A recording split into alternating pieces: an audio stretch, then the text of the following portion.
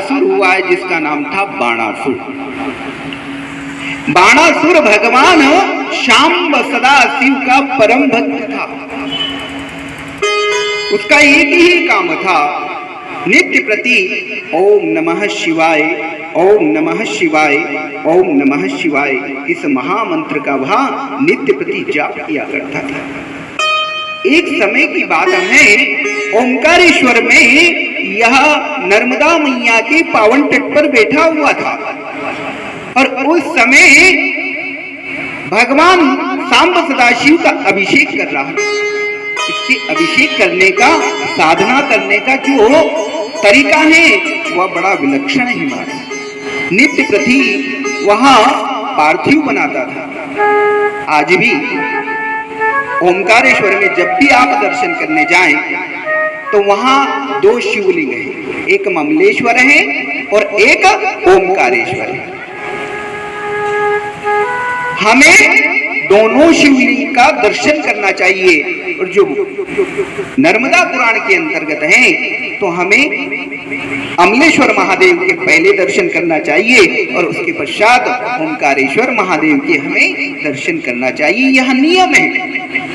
तो बाणासुर पार्थिव शिव पूजन किया करता है।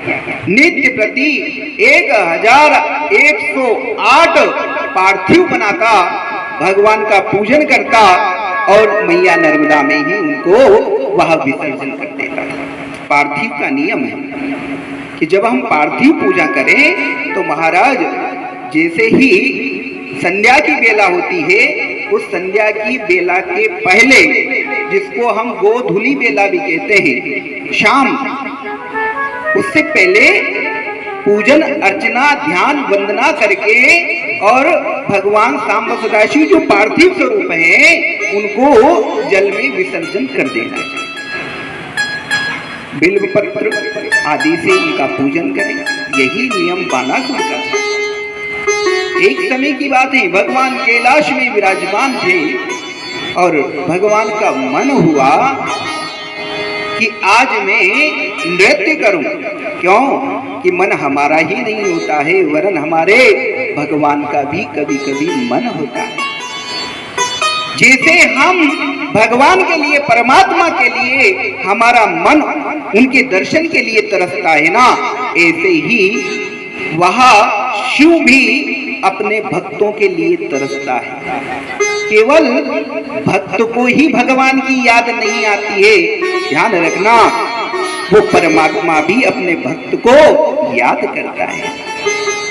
लेकिन कब कि जब हमारा भाव उनके प्रति होगा और जैसा व्यवहार हम अपने परिवारजनों के प्रति करते हैं, अपने बंधुओं के प्रति करते हैं और अपने स्वजनों के प्रति करते हैं, वैसा ही व्यवहार यदि परमात्मा से हम करते हैं तो उसका प्रेम हमारे लिए सर्वोपरि हो जाता है। सबसे पहले भगवान अपने उस भक्त को ही याद करते हैं। बाणासुर परम भक्त, याद आया कैलाश में सांब सदाशिव विराजमान है, कहा बाणासुर कहाँ हो भाई, चले आओ। महाराज जैसे ही पुकारा ना तो वो पार्थिव पूजन कर रहा था और वैसे ही भगवान का आदेश हुआ। क्योंकि परमात्मा का जब आदेश मिले, संकेत मिले, समझ जाना जहां आपके कार्य सिद्ध होना प्रारंभ हो जाए, ध्यान रखना ये परमात्मा के आशीर्वाद है, जहां आपके रुके हुए कार्य सिद्ध होना प्रारंभ हो जाए, जहां आपकी व्यवस्थाएं सुधरना प्रारंभ हो जाए, जहां आपकी संतान आज्ञाकारी हो जाए, सांसारिक कर्मों में आपका यश, सम्मान, पद और प्रतिष्ठा आपको परमात्मा की कृपा से मिलना प्रारंभ हो जाए, तो समझ लेना कि ये परमात्मा की कृपा है। अर्थात वो यह संकेत करता है कि अब तू मेरा हो गया है, इसलिए तुझे घबराने की आवश्यकता नहीं है, चिंता करने की आवश्यकता नहीं है। लेकिन जब तुझे समय मिल जाए ना, तब तू मेरे सामने बैठ करके मेरे नाम का स्मरण कर दे। ये परमात्मा की कृपा हुई है कि जो आप उनके सामने बैठे हुए, ये आदि शक्ति की कृपा हुई है महाराज। तो इस समय की व्यवस्था